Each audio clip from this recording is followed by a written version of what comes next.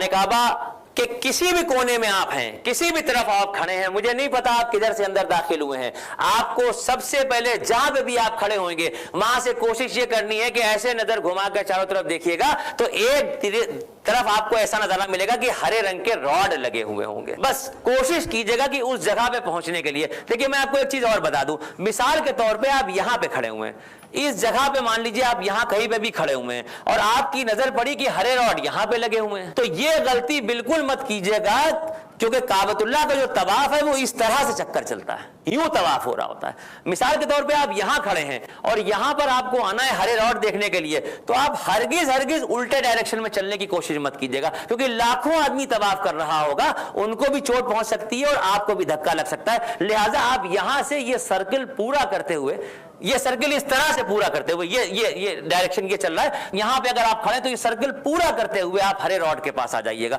अब जब आप हरे रॉड के पास आ गए, मिसाल के तौर पे इस कोने पे हरे रॉड लगे हुए हैं, तो उस हरे रॉड की बिल्कुल सीध में हजर अस्वद दिखाइए, उस दीवार उसके बिल्कुल सीध के कोने पे ये एक पत्थर लगा हुआ है, हजर अस्वद, जिसका मैंने अभी जिक्र किया था शुरुआत में कि सादिक अल अमीन का खिताब मिला था अल्लाह के नबी को इसको लगाने में। तो ये जो पत्थर कोने पे लगा हुआ है, मुमकिन ये तरीका ये यहां पर आने के बाद ऐसे इसको दोनों हाथों से पकड़ा, इसको बोसा दिया और बोसा देने के बाद तवाफ की शुरुआत की थी। यहां से कहा यह जाता है कि आप तीसरे कलमे से शुरुआत करें। देखिए आपने यहां से पहला चक्कर शुरू किया था बोसा देके, ये आप पूरा गए ऐसे घूमते हुए यहां से रुकने यमानी पे आ गए। इस तरीके से आपको 7 चक्कर लगाने हैं। देखिए ये नजारा मैं आपको दिखा रहा हूं, आप उधर से चक्कर करते हुए आ रहे हैं, तो ये ऐसे 4 फीट की एक ऐसे गोलाई ऐसी बनी हुई है, इसके बाहर आपको आना है, आप अंदर नहीं जा सकते। हालांकि इसके अंदर का ये मामला है, जब आप अपनी किस्मत की बुलंदियों के साथ इसके अंदर दाखिल होंगे, तो जब आप यहां नमाज पढ़ेंगे तो आप काबतुल्लाह के अंदर नमाज पढ़ रहे होंगे, क्योंकि ये वो जगह है जहां पर सिर्फ नफिल नमाजें आपको जाके पढ़नी है। जब इमाम की इमामत में फजीर, जोहर, असर, मगरिब, इशा का वक्त होगा तो ये जगह खाली करा दी जाएगी, उस वक्त यहां पर नमाज नहीं होगी, ये जगह खाली करा दी जाएगी, क्योंकि फर्ज नमाज काबे के अंदर नहीं हो सकती है। भाई होता क्या है कि आमतौर पर ये सुनने को मिलता है कि यार नमाज की पाबंदी करो, बस फर्ज पढ़ लिया करो, जल्दी जल्दी फर्ज पढ़ लिया करो। तो वो जो फर्ज की आदत डाली जाती है उसमें सुन्नत से आदमी बिल्कुल गाफिल हो जाता है, और जब सुन्नत से दूर होता है तो नफिल तो बिल्कुल ही भूल जाता है। लेकिन आपको याद रखना पड़ेगा इस बात को कि नफिल ही वो नमाज है कि जब आप उम्रे की नियत करते हैं तो 2 रकात नमाज नफिल पढ़नी होती है, और जब इस जगह जाने की आपको सादत नसीब होगी तो आप नफिल नमाज ही पढ़ेंगे। लिहाजा नफिल से गाफिल बिल्कुल मत होइए। हक परस्तों को नबी की रहबरी अच्छी लगी, हक परस्तों को नबी की रहबरी अच्छी लगी, फर्ज में सुन्नत मिली तो बंदगी अच्छी लगी, फर्ज में सुन्नत मिली तो बंदगी अच्छी लगी। ये जो परनाला लगा हुआ है ये मीज़ाब रहमत कहलाता है, इसके नीचे की दुआएं बड़ी मकबूल हैं।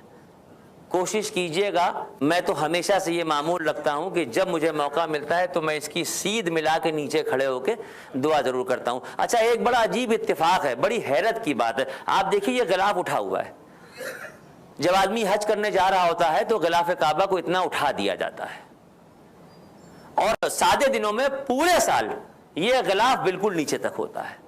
मगर इंसान की फितरत बड़ी अजीब है, जब आदमी इस मौके पे जाता है तो वो ऊंचा कुचक के कोशिश करता है कि गिलाफ काबा को छू लें, और जब साल में आम दिनों में जाता है तो इसके अंदर से हाथ डाल के खाने काबा की दीवार को छूता है, जो आसानी से मिलता है वो नहीं करता। मैं अपनी ही बता रहा हूं, मैं अपनी भाई इस वक्त जब आप यहां पे पहुंचते हैं तो हर आदमी की कोशिश होती है किसी तरह जो है गिलाफ काबा को छू भर लें, जबकि पूरे साल आप उसको ऐसे पकड़ के दुआ कीजिए। मैं हमेशा गिलाफ काबा को पकड़ के इस जगह पे खड़े होकर दुआ करता हूं, और इस यकीन से करता हूं कि अल्लाह आपने कहा है कि मुझे पुकारो मैं तुम्हें सुनता हूं, तो अल्लाह मैं आपको पुकार रहा हूं, मेरी पुकार को सुनिए। आज मेरी आवाज कैसे अर्श तक नहीं पहुंचेगी, मौला आपने कहा है मुझे पुकारो मैं तुम्हें सुनता हूं, मैं अनदेखे खुदा पे ईमान लाया हूं, मैं पुकार रहा हूं आपको, मेरी पुकार सुनिए। काबतुल्लाह के 7 चक्कर जब आपके पूरे हो जाएंगे तो इसके बाद आपको ये करना है कि मकाम इब्राहिम के पीछे किसी भी जगह पे आपको जगह मिल जाए, आप वहां पे 2 रकात नमाज नफिल पढ़ लीजिए। जब आप 2 रकात नमाज नफिल पढ़ लेंगे तो इसके बाद उसी जगह पे जमजम के ये कैन रखे हुए हैं। मकाम इब्राहिम पे 2 रकात नमाज नफिल पढ़ने के बाद हुक्म है कि आप जमजम पिए, और जमजम हुक्म तो ये है कि खींच खींच के पिए, लेकिन चूंकि आज आपका पहला दिन है, अभी आपको सही भी करनी है, बहुत से अरकान है, 10-12 गिलास अगर आप पी गए तो फिर पेशाब की हाजत होगी। लिहाजा उतना पीजिए जो बर्दाश्त हो, और आप उसको जब आप पी लेंगे तो जब आप यहाँ पे पीने आएंगे तो देखिए इसके 2 सिस्टम बता दें। ये लाइन से ऐसे डिब्बे रखे होते हैं, दूर से शायद ना समझ में आ रहा हो, सिर्फ एक ऐसा है जिसके ऊपर लिखा हुआ है नॉट कोल्ड। जिस जगह पर आपने जमजम पिया है, ये डिब्बे जहां पर आपको रखे मिलेंगे, इसी जगह पे खड़े होकर आप इस तरफ देखेंगे तो एरो बने हुए हैं जिसपे सफा लिखा हुआ है, सफा की पहाड़ी। सफा की पहाड़ी का ये नजारा है।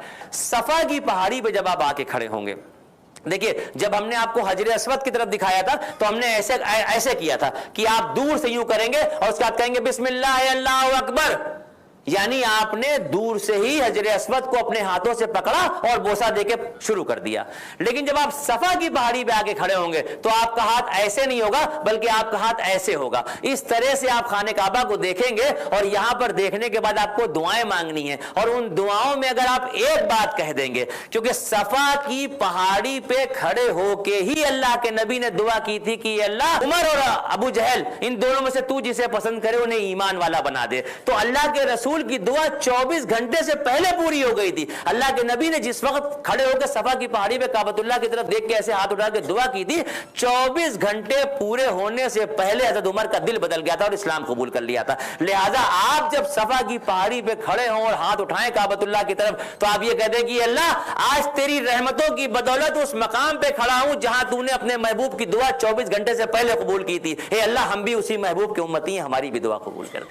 देखिए ऐसा है कि ये जज्बाती होने का मामला है। सफा की पहाड़ी से आप अपना सफर शुरू करेंगे और एक चक्कर दुआएं पढ़ते हुए ऐसे आप जाएंगे, मरवा पे तो ये एक चक्कर होगा, वापस वहां से आएंगे सफा पे तो दूसरा चक्कर होगा। इस तरह से आपको 7 चक्कर करने हैं। लेकिन ये बीच में हरे रंग के रॉड दिखाए गए हैं। जब आप चल रहे होंगे तो चलने में, दुआएं पढ़ते हुए चलने में एक जगह पर ऐसी होगी जहां पर हरे रंग के रॉड लगे होंगे, तो इस जगह पर आपको दौड़ के चलना है। दौड़ने का मतलब यह है कि आपको ओलंपिक की रेस में नहीं दौड़ना है। चिकने पत्थर लगे हुए हैं, पैर फिसल सकता है, गिर सकते हैं। आप अगर इस तरह से भी कोशिश करेंगे दौड़ने की तो जाहिर हो जाएगा कि दौड़ना है। जहां से हरे राउट शुरू हुए यहां से चलेंगे, जहां पे खत्म होते हैं वहां तक दौड़े, फिर नॉर्मल हो गए। सफा से मरवा की तरफ गए, एक चक्कर हुआ, मरवा से वापस आए दूसरा हुआ, मरवा से सफा पे फिर गए तीसरा हुआ, चौथा हुआ। इस तरीके से आखिरी जो आपका चक्कर होगा वो मरवा की पहाड़ी पे जाके मुकम्मल होगा। मरवा से जब आप बाहर निकलेंगे तो अल्हम्दुलिल्लाह आपने हरम शरीफ के अंदर के सारे अरकान अदा कर लिए, और यहां से बाहर निकलने के बाद आपको खवातीन को घर भेज देना है। खवातीन के सर से सिर्फ एक पोर बाल इतने से किसी भी जगह से काटे जाएंगे, बस और कुछ नहीं।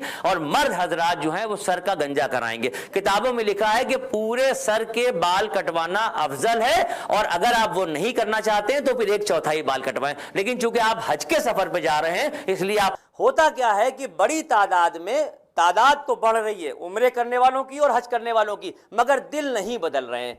दिल ना बदलने की सूरत क्या है? दिल ना बदलने की सूरत सबसे बड़ी यह है कि हम नबी की ज़िंदगी से चूँकि गाफिल हैं, हमको पता नहीं कि क्या मामलात हैं। आज के दौर में कुछ चीज़ें ऐसी हैं जो हमारी रोज़मर्रा की ज़िंदगी में शामिल होने के बाद हमको गुमराही पे ले जा रही हैं। जैसे कि बहुत बड़ी चीज़ है कि वादे की पाबंदी की अहमियत इस दौर में ख़त्म हो चुकी है। वालिदैन की इज्जत करना बिल्कुल ख़त्म हो चुका। आदम अलैहिस्सलाम को अल्लाह पाक ने बनाया, आदम अलैहिस्सलाम को अल्लाह पाक ने बनाया, और उसके बाद आदम अलैहिस्सलाम के बाद बीबी हव्वा आई। ये जन्नत का ही मामला चल रहा है, अभी दुनिया का मामला नहीं चल रहा है। आदम अलैहिस्सलाम को अल्लाह पाक ने सुला दिया, फरिश्तों की आंखों पे पर्दे डाल दिए, और जब आदम अलैहिस्सलाम की आंख खुली है तो अपने पहलू में एक औरत को बैठे देखा जो मुकम्मल लिबास में बैठी है। आदम अलैहिस्सलाम की आंख पूछी तो देखा तो कहने लगे या अल्लाह ये कौन? तो अल्लाह पाक ने कहा तुम्हारी बीवी है। बहुत खुश हुए देख के, तो अल्लाह पाक ने कहा बीवी को देख। ये उस वक्त की बात है जब हमारे नबी का दुनियावी एतबार से जिक्र भी नहीं है, उस वक्त का जिक्र है। लेकिन उसके बावजूद अल्लाह पाक कहते हैं महर तो अदा करो। आदम अलैहिस्सलाम से कहते हैं महर तो अदा करो। तो उन्होंने पूछा महर क्या है? कहा मेरे आखिरी नबी पे एक दुरूद पढ़ दो, यही ये आदम अलैहिस्सलाम का महर। फिर आदम अलैहिस्सलाम को बताया तुम्हारे उल्टे हाथ की तरफ की पसली से मैंने इसको निकाला। उल्टे हाथ की एक पसली से बीबी हव्वा को निकाला है। क्यों उल्टे हाथ से क्यों निकाला? क्योंकि इधर दिल है। औरत हर रूप में दिल में जगह बनाती। माँ दिल में होती है, बेटी वो भी दिल में होती है, बीवी आज के दौर में सबसे ज्यादा दिल में होती है। एक किसी के घर में एक बेटी पैदा होती है, यहां से शुरुआत होती है। एक बच्ची पैदा हुई, बेटी पैदा हुई, तो हमारे नबी ने फरमाया कि जिसने 3 बेटियों की परवरिश करके उनकी शादी की, जन्नत उसके लिए वाजिब हो गई। एक सहाबी खड़े, उन्होंने कहा या रसूलल्लाह अगर 3 बेटियां ना हो 2 बेटी हो, आपने फरमाया 2 बेटी की शादी की तो जन्नत हो गई। تیسرے صحابی کھڑے ہوئے، انہوں نے کہا یا رسول اللہ اگر ایک ہی بیٹی ہو اور آگے کوئی امید بھی نہ ہو، آپ نے فرمایا ایک بیٹی کی شادی کر دی تو جنت واجب۔ یہ بیٹی کا مرتبہ ہے، جس کے گھر میں بیٹیاں ہیں وہ خوش نصیب ہیں۔ میں اپنے آپ کو خوش نصیب سمجھتا ہوں، جن کے گھروں میں بیٹیاں ہیں میں خوش نصیب سمجھتا ہوں کہ اللہ نے اپنی نعمت اپنی طرف سے، ہم نے کوئی فارم تو بھرا نہیں تھا ہمیں لڑکی چاہیے، اللہ نے دیا نا، اس کا مطلب وہ ہم پہ مہربان ہے، یہ اس کی رحمتوں کی دلیل ہے کہ وہ ہمارے لیے جنت کے انتظام جیتے جی دنیا میں کرا رہا ہے۔ اس نے 3 بیٹیاں ہمیں دی ماشاءاللہ۔ آج کے دور میں بڑی تعداد میں اگر دیکھیے تو بھائی بہنوں کا حق مار دیتے ہیں۔ آپ صلی اللہ علیہ وسلم نے فرمایا کہ جس شخص نے اپنی بہنوں کی دیکھ بھال کی، پرورش کی اور ان کو ان کے گھر رخصت کیا، شادی کیا، اور اس کے بعد بھی ان کی خیریت پوچھی، ان کے سر پہ ہاتھ رکھا، جنت اس پہ واجب ہو۔ بہانے ڈھونڈ رہا ہے اللہ ہمیں جنت دینے کے، اور شیطان ہمیں گمراہی میں لیے جا رہا ہے کہ بہنوں کا حق مار دو۔ سب سے زیادہ جائیداد میں مسئلہ یہی ہوتا ہے، ان کا حصہ نہیں، یہ تو اب اپنے اپنے گھر کی ہو گئیں۔ ایک ساتھ بچپن میں کھیلے کودے، ایک پیالی میں کھایا، ایک چھت کے نیچے سوئے، ایک ساتھ دوڑ دھوپ کی، سارے ادھم ہنگامے کیے، اور جب بڑے ہوئے تو پتہ چلا بہنوں سے نفرتیں پیدا ہو گئیں، حالات جو بھی بنے۔ اب یہ بہن اس کی شادی ہوئی، اب یہ کسی کی بیوی بنتی ہے۔ دیکھیے عورت کے روپ آپ کو الگ الگ بتا رہا ہوں، کسی کی شادی ہوتی، کسی کی بیوی بنتی۔ ایک خاتون اللہ کی خدمت، نبی کی خدمت میں آئی، یا رسول اللہ میری شادی ہو رہی ہے، میرے خاوند پہ میرا کیا حق ہوگا؟ آپ نے فرمایا کہ اگر میری شریعت میں دوسرا سجدہ ہوتا تو میں خاوند کو سجدہ کراتا۔ آپ نے فرمایا کہ اگر تیرے شوہر کے جسم پہ پھوڑے پڑ جائیں، آبلے پڑ جائیں، اور تو ان کو زبان سے چاٹ چاٹ کے بھی صاف کرے گی تو اپنے شوہر کا حق ادا نہیں کر سکتی۔ لیکن شوہر کے لیے بھی یہ پابندی کہی گئی ہے کہ آپ صلی اللہ علیہ وسلم نے فرمایا کہ جو شخص یہ چاہے کہ جنت میں اس کا مکان میرے مکان کے نزدیک ہو جائے، وہ 2 کام کر لے، ایک اپنے اخلاق کو اچھا کر لے، ایک بیوی سے اچھا سلوک کرے۔ اب یہ اخلاق میں ہی تو بیوی سے اچھا سلوک بھی آتا ہے، اس کو الگ کیوں بتایا اللہ کے نبی نے؟ اس کا مطلب یہ ہوا کہ بہت سے لوگ گھر کے باہر بڑے اچھے ہوتے ہیں، بڑے نیک ہوتے ہیں، بڑے سخی ہوتے ہیں، بڑے مددگار ہوتے ہیں، بڑی دوسروں کی رہنمائی کرتے ہیں، اور گھر کے اندر بیویوں سے نوکرانیوں جیسے سلوک کرتے ہیں، بیویوں کے گھر والوں کو گالی دینا ثواب کا کام سمجھتے ہیں۔ یہ ساری ترتیب اللہ کے طرف سے ہم امتیوں کو بتائی گئی ہے کہ آپ کو کس طریقے کے حقوق ہیں، بیوی کے کیا، اور بیویوں سے بھی یہ کہا گیا ہے کہ بھئی تمہیں بھی اس طریقے کا خیال رکھنا ہے کہ شادی ہو کے رخصت ہو کے سسرال جاؤ تو جاتے ہی دیوار کھڑی کرانے کی تیاریاں نہ کرو، تمہیں بھی اس بات کا خیال رکھنا ہے۔ اکثر ایسا ہوتا ہے، ایک موسیٰ علیہ السلام نے اللہ پاک سے پوچھا کہ اللہ جنت میں میرا ساتھی کون ہے؟ موسیٰ علیہ السلام نے پوچھا کہ جنت میں میرا ساتھی کون ہے؟ تو اللہ پاک نے فرمایا کہ وہ جو فلانا قصائی ہے وہ تمہارا ساتھی ہے۔ کہنے لگے یا رسول اللہ وہ قصائی میرا ساتھی ہے کیسے؟ آپ نے کہا جا کے دیکھو۔ اس قصائی کی دکان پہ گئے، باہر بیٹھ گئے، اس نے دن بھر اپنی دکان کی، شام کو بند کیا، تھوڑا سا گوشت لیا، اپنے گھر آیا، یہ پیچھے پیچھے آئے۔ جب وہ گھر میں داخل ہوا تو بولے میں مہمان ہوں، مسافر ہوں، ادھر سے گزر رہا ہوں، آج تمہارے یہاں ٹھہر جاؤں؟ اس نے کہا ٹھیک ہے، ٹھہر گئے اندر۔ انہوں نے موسیٰ علیہ السلام دیکھا کہ اس قصائی نے باقاعدہ اپنے ہاتھ سے کھانا پکایا، کھانا پکانے کے بعد ایک پلنگ پہ ایک بہت ضعیف بوڑھی پھوس کوئی عورت لیٹی ہوئی تھی، اس کو ایسے سہارے سے ایسے کر کے اٹھایا اور اپنے ہاتھ سے ایک ایک نوالا بنا بنا کے کھلاتے جاتے تھے۔ وہ سب ادھر ادھر سے بہہ رہا تھا، کپڑے سے پوچھتے جاتے تھے، بار بار کھلاتے جاتے تھے، اور وہ بوڑھی عورت اپنی زبان میں بول نہیں پا رہی تھی تو غلبل غلبل کچھ بول رہی تھی۔ تو انہوں نے پوچھا موسیٰ علیہ السلام نے کہ یہ کون ہے؟ اس نے کہا میری ماں ہے۔ تو کہا یہ کیا کہہ رہی ہے؟ کہنے لگے انہیں پتہ نہیں تھا کہ یہ موسیٰ علیہ السلام ہے قصائی کو۔ کہنے لگے یہ کیا کہہ رہی ہے؟ موسیٰ علیہ السلام نے کہا، تو وہ بولے کہ ارے یہ تو میری ماں ہے، یہ تو ایسے ہی کہتی رہتی ہے، مجھ سے بڑا پیار کرتی ہے، جب میں اس کی خدمت کرتا ہوں، کچھ کھلاتا ہوں، کہتی ہے اللہ تمہیں جنت میں موسیٰ کا ساتھی بنائے، اللہ تمہیں جنت میں موسیٰ کا ساتھی بنائے۔ اللہ نے یہ دعا سن لی، ماں کی دعا سے وہ جنت میں موسیٰ کے ساتھی بن گئے۔ ماں اور باپ کی کتنی بے حرمتی اس وقت ہو رہی ہے۔ ایک صحابی اللہ کے رسول کی خدمت میں حاضر ہوئے اور کہنے لگے کہ یا رسول اللہ میں بڑی محنت و مشقت سے پیسے کماتا ہوں، میرا باپ اس کو خرچ کر دیتا ہے، میں باپ کو پیسے بھیجتا ہوں وہ پھر منگوا لیتے ہیں، میں پیسے بھیجتا ہوں وہ پھر منگوا لیتے ہیں، بار بار منگواتے ہیں۔ یا رسول اے اللہ کے رسول اتنا پیسہ وہ میری محنت کی کمائی کا خرچ کر دیتے ہیں، میری بھی زندگی ہے، میرا بھی گھر ہے، میرا بھی مستقبل ہے، مجھے بھی آگے بہت کچھ کرنا ہے، آخر آپ ہی بتائیے میں کیا کروں؟ تو اللہ کے رسول نے ایک صحابی سے کہا کہ جاؤ اس کے گھر سے اس کے باپ کو بلا کے لاؤ۔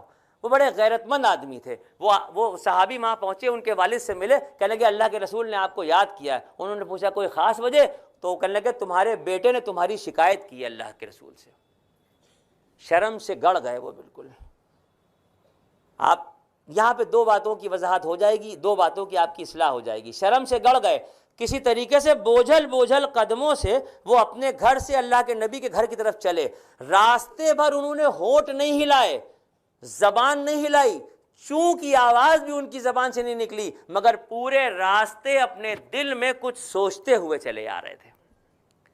پورے راستے اپنے دل میں کچھ باتیں سوچتے ہوئے آگے بڑھ رہے تھے. جیسے ہی مسجد نبوی پہنچے تو جبرائیل علیہ السلام آ گئے. انہوں نے کہا یا رسول اللہ, اللہ پاک نے کہا اس کا مقدمہ بعد میں سنیے گا, پہلے اس سے پوچھیے, اس سے کہیے کہ جو تم راستے بھر دل میں سوچتے ہوئے آئے ہو پہلے وہ باتیں بتاؤ. کیا اصلاح ہوئی ہماری کہ ہمارے دل کی دھڑکنوں کو ہمارا خدا سن رہا ہے. ہم جب دعا کے لیے ہاتھ اٹھاتے ہیں تو اس یقین سے کہ اللہ میرے سامنے ہے, اور جب ہم زنا کے لیے بڑھتے ہیں تو ہم کو لگتا ہے خدا ہے ہی نہیں. دونوں صورتوں میں خدا ہمارے سامنے ہے, ہمیں دیکھ رہا ہے. اس آدمی کے دل میں اس نے ہونٹ نہیں ہلائے, اس نے زبان نہیں کھولی, اور وہ راستے پر جو کچھ سوچتا ہوا آیا. جیسے ہی مسجد نبی میں پہنچا جبرائیل السلام نے کہا یا رسول اللہ, اللہ پاک ارشاد فرما رہے ہیں اس کا مقدمہ بعد میں سنیے گا, پہلے اس سے پوچھیے کہ تمہارے دل میں جو باتیں تھیں وہ کیا تھی. تو اللہ کے نبی نے فرمایا کہ بھائی وہ کیا باتیں تھیں, وہ کون سے اشعار تھے جو تمہارے دل میں چل رہے تھے. وہ رونے لگا, اس نے کہا یا رسول اللہ میں نے تو کسی سے کچھ کہا نہیں, زبان تک نہیں ہلائی. آپ نے فرمایا خدا کی طرف سے جبرائیل آئے ہیں, وہ کہہ رہے ہیں اس سے پوچھیے. بوڑھے باپ نے پھر کیا کہا, رسول اللہ صلی اللہ علیہ وسلم نے کہا تھا کہ جو تم اپنے دل میں سوچتے ہوئے آ رہے تھے وہ بتاؤ, وہ دہراؤ کہ تم نے کیا کہا. اس نے کہا کہ یا رسول اللہ میں دل میں یہ سوچتا ہوا آ رہا تھا کہ جس دن میرا بیٹا پیدا ہوا اس دن سے میں نے جینا چھوڑ دیا. اس کی انگلی پکڑ کے چلانے میں یہ تو دھیرے دھیرے بڑھ کے بڑا ہو گیا, اس کی کمر تن گئی, میری کمر جھک گئی. اس کے بچپن میں بخار آئے, اس کی تکلیف ہو تو میں نے صبح کا صبح نہ دیکھی, شام کی شام نہ دیکھی. اپنے منہ کا نوالا نکال کے ہم نے اس کو کھلایا. اس کی خوشیوں پہ ایک نچھاور کرنے کے لیے رات رات بھر محنت و مزدوری کی. اس کے ارمان پورے کرنے کے لیے یا رسول اللہ کوئی کمی میں نے نہیں چھوڑی. میں یہ سمجھتا تھا کہ یہ بڑا ہوگا تو میری لاٹھی بنے گا. اے اللہ کے رسول یہ تو بڑا ہو کے جوان ہو گیا, لیکن میرے کندھے آج جھک گئے. میں نے بچپن سے جوانی تک اس کے ساتھ جو کچھ بھی سلوک کیا, اے اللہ کے نبی آج اس نے میری شکایت آپ سے آگے کی. اے اللہ کے نبی مجھے تو آج پتا چلا کہ میں اس کا باپ تھا ہی نہیں کبھی. میں تو اس کو نوکروں کی طرح سے پال کے بڑا کر رہا تھا. یہ بڑا ہوتا چلا گیا, اس کے شانے چوڑے ہوتے چلے گئے اور میرے شانے جھکتے چلے گئے. اے اللہ کے نبی مجھے آج احساس ہو گیا کہ یہ میرا بیٹا نہیں ہے, میں تو اس کا نوکر ہوں. لیکن اے اللہ کے نبی یہ کم سے کم اتنا ہی سوچ لیتا کہ میں اس کا پڑوسی ہوں, میری شکایت تو آ کے آپ سے نہ کرتا. اے اللہ کے نبی آج مر جانے کا لمحہ ہے کہ دعاؤں سے, منتوں سے, مرادوں سے میں نے اس کو مانگ کے پال کے اتنا بڑا کیا, اور آج یہ میری شکایت کرنے کے لیے آپ سے آیا ہے. اللہ کے نبی کا یہ عالم تھا کہ اللہ کے نبی نے یہ جملے سنے تو غصے سے بے قابو ہو گئے. صحابہ اکرام کہتے ہیں کہ شاید پوری زندگی کے چند لمحے ایسے ہوں گے جس میں اللہ کے نبی کو کبھی غصہ آیا ہوگا, لیکن یہ موقع تھا کہ آپ صلی اللہ علیہ وسلم نے اس صحابی کے دامن کو پکڑا اور اسے جھٹکا دیا اور کہا چلا جاؤ یہاں سے, دور ہو جاؤ میری نظروں سے, خبردار تمہارا جو کچھ بھی ہے تمہارے باپ کا ہے, آج کے بعد کبھی اس کے بارے میں انگلی نہ اٹھانا. باپ کے مرتبے کی انتہا کو اللہ کے رسول نے اس طرح سے عیاں کیا کہ یہ سچ ہے, قانونی اعتبار سے آپ جو کچھ بھی کما رہے ہیں اس پہ آپ کا حق ہے, لیکن اس کا یہ مطلب نہیں ہے کہ آپ اپنے باپ کو حقارت کی نگاہ سے دیکھتے ہوئے تکلیفوں اور پریشانیوں میں چھوڑ دیں. صحابہ اکرام کا جب ذکر آتا ہے تو صحابہ اکرام کے بارے میں ہمیشہ سے یہ کہا جاتا ہے کہ جب صحابہ اکرام کا نام لو تو رضی اللہ تعالیٰ عنہ لگاؤ. اس کا مطلب کیا ہوا کہ اللہ ان سے راضی ہو گیا. ہمارے علم میں جو چیز ہے وہ یہ بتائی گئی ہے کہ سارے کے سہارے صحابی بخشے بخشائے جنتی ہیں, ان کا کنفرمیشن اللہ کی طرف سے. یہ آپ سب جانتے ہیں اس بات کو کہ نہیں جانتے ہیں؟ ایک خاتون اللہ کے نبی کی خدمت میں حاضر ہو رہی ہیں, تصور کیجئے گا, وہ منظر دیکھے گا, نظارہ آپ کو دکھے گا. ایک خاتون اللہ کی خدمت میں حاضر ہو رہی ہیں, وہ کہتی ہیں اے اللہ کے نبی میرے شوہر کا نام القبہ ہے, آپ کا صحابی رسول ہے, بیوی کہہ رہی ہیں اللہ کے رسول سے، اے اللہ کے نبی میرے شوہر کا نام القبہ ہے، صحابی رسول ہے، نمازوں کا پابند ہے، نیک عمل کرنے والا ہے، لوگوں سے اچھے سے بات کرتا ہے، لیکن اس وقت وہ بے انتہا شدت کی تکلیف میں مبتلا ہے اور اس کو موت نہیں آ رہی ہے۔ آپ صلی اللہ علیہ وسلم نے فرمایا کہ اس کے ماں باپ میں کوئی زندہ ہیں؟ تو معلوم ہے باپ کا انتقال ہو چکا ہے، ماں زندہ ہے۔ ایک صحابی کو حکم ہوا کہ جاؤ اس کی ماں کو بلا کے لاؤ، اس کی ماں سے کہنا کہ اللہ کے نبی نے بلایا ہے، وہ آتی ہے یا میں وہاں پہ چل کے جاؤں؟ بوڑھی عورت کو یہ پیغام ملا تو اس نے کہا یہ تو میرے نصیب جاگے کہ اللہ کے نبی نے مجھے یاد کیا ہے، میں خود چلتی ہوں، اللہ کے نبی کہاں یہاں تشریف لائیں گے۔ وہ خوشی خوشی اللہ کے نبی کی خدمت میں آ گئی، اسے نہیں پتا کہ کیوں بلایا جا رہا ہے، کیا معاملہ ہے۔ جب وہ بوڑھی عورت اللہ کے نبی کے سامنے آ کے کھڑی ہوئی، آپ صلی اللہ علیہ وسلم نے پوچھا کہ القبہ تمہارا بیٹا ہے؟ کہا یا رسول اللہ میرا بیٹا ہے۔ کہا تمہیں معلوم ہے کہ وہ اس وقت کس تکلیف میں مبتلا ہے؟ کہا یا رسول اللہ ہم کو پتا ہے کہ وہ کس تکلیف میں مبتلا ہے۔ آپ نے فرمایا کہ کیا یہ اچھا نہ ہوتا کہ تو اسے معاف کر دیتی؟ وہ بوڑھی عورت نے جس وقت اللہ کے نبی سے کہا کہ یہ اللہ کے نبی اس نے دوسروں کے کہے میں آ کے مجھ بڑھیا پہ بہت ظلم کیا ہے، اے اللہ کے نبی اس نے مجھے بہت تکلیفیں پہنچائی ہیں، دوسروں کے بہکائے میں، دوسروں کے کہے میں آ کے اس نے مجھ بڑھیا پہ بہت ظلم کیے ہیں، اللہ کے نبی میری جان آپ پہ قربان، مجھے معاف کرنے کے لیے نہ کہیے گا۔ دکھوں کی یاد سے اس عورت کا چہرہ پنج مردہ ہو گیا، دکھوں کی یاد سے وہ چھلک کے رو پڑی تھی، عجیب سی کیفیت تھی۔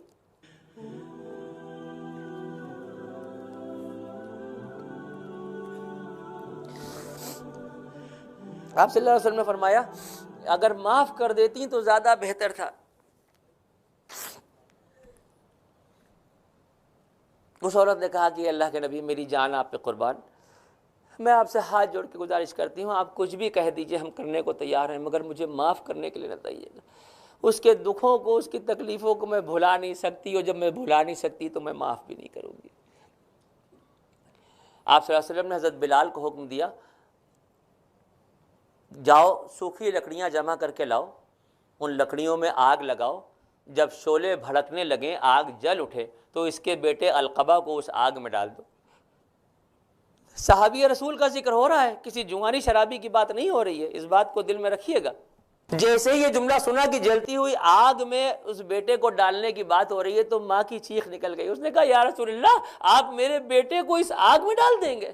آپ نے فرمایا کہ جو لڑکا، جو بندہ، جو انسان دنیا میں اپنی ماں کو تکلیفیں پہنچائے اور ماں اسے معاف نہ کرے، قیامت کے دن اس کا حساب کتاب ہی نہیں ہوگا۔ ہر سال حج کرتے رہو، ہر سال عمرے کرتے رہو، ہر سال نمازیں پڑھتے رہو، کچھ بھی کرتے رہو، اگر کوئی شخص ایسا ہے کہ جس کی ماں اس سے ناراض ہے اور ماں اگر اسے معاف نہیں کرے گی تو پھر اس کا قیامت میں حساب کتاب ہی نہیں۔ یہ جملہ سننا تھا کہ ماں کی چیخ نکل گئی، اس نے کہا اے اللہ کے نبی میرے لاڈلے کو، میری اولاد کو، اس نے جو کچھ بھی کیا میں اس کو معاف کرتی ہوں، آپ اسے آگ کے شعلوں میں نہ ڈالیے۔ اے اللہ کے نبی میں آپ کو گواہ بنا کے کہتی ہوں کہ میں نے اس کو معاف کیا۔ جیسے ہی یہ جملہ اور اس بوڑھی عورت کی زبان سے نکلا ہے تو ایک آدمی گیا، معلوم کیا تو پتہ چلا کہ تیماردار بتاتے ہیں کہ ابھی اچانک نہ جانے کیا ہوا اور القبہ کی زبان پہ کلمہ جاری ہوا اور اس کی روح پر